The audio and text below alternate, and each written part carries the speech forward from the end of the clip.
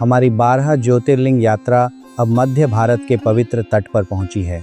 एक ऐसे स्थान पर जहां न सिर्फ भगवान शिव की पूजा होती है, बल्कि जहां शिव के रूप में स्वयं प्रकट हुए। यह है ओंकारेश्वर ज्योतिर्लिंग। ओंकारेश्वर ज्योतिर्लिंग मध्य प्रदेश के खंडवा जिले के मांधाता कस्बे में स्थित है।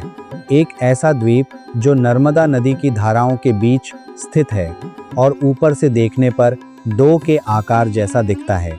नर्मदा की धारा यहाँ दो भागों में बंटती है और यही द्वीप का प्रतीक बनता है। यही कारण है कि इसे ओंकारेश्वर अर्थात के देवता कहा जाता है।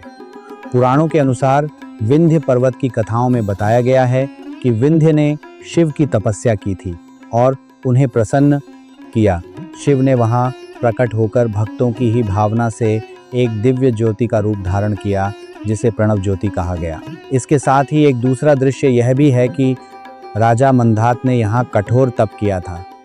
शिव ने उनसे प्रसन्न होकर इसी स्थान पर खुद को ज्योतिर्लिंग के रूप में प्रकट किया। ओंकारेश्वर अकेला नहीं है, यहाँ दो मुख्य रूप हैं। ओंकारेश्वर ज्योतिर्लिंग जो नर्मदा द्वीप पर स्थित है, ममलेश्वर शिवलिंग जो नदी के किनारे स्थित है। माना जाता है कि शिव की ज्योति को देवताओं द्वारा विभाजित किया गया था, एक भाग यहाँ, दूसरा ममलेश्वर में स्थापित।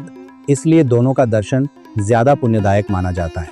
ओंकारेश्वर का मंदिर नागर शैली में बना है, जिसमें हिंदू मंदिर कला की महान विशेषताएं शामिल हैं। विशाल मंडप और 60 से अधिक नक्काशीदार स्तंभ, 5 मंजिला संरचना, प्रत्येक मंजिल में अलग अलग देवता, गर्भगृह में शिवलिंग का विशेष तथा अद्वितीय स्वरूप।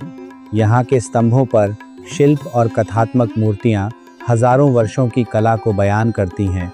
यहाँ हर दिन सुबह से शाम तक श्रद्धालुओं द्वारा आरती, पूजा, अर्चना और जलाभिषेक होता है। विशेष रूप से महामृत्युंजय, रुद्राभिषेक और नर्मदा आरती यहाँ के प्रमुख धार्मिक अनुष्ठान हैं। माना जाता है कि नर्मदा नदी में स्नान करने से आत्मिक पाप नष्ट होते हैं और मनुष्य को आध्यात्मिक शांति मिलती है। ओंकारेश्वर न केवल 12 ज्योतिर्लिंगों में चौथा है, बल्कि यह भारत के महान तीर्थों में एक महत्वपूर्ण पड़ाव भी है।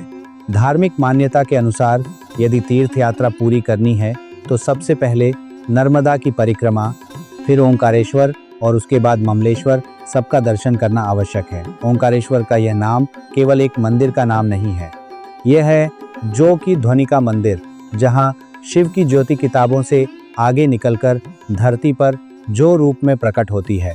यह स्थान आध्यात्मिक ऊर्जा, दृढ़ विश्वास और दिव्यता का प्रतीक है और यही है हमारी 12 ज्योतिर्लिंग यात्रा का अगला पन्ना।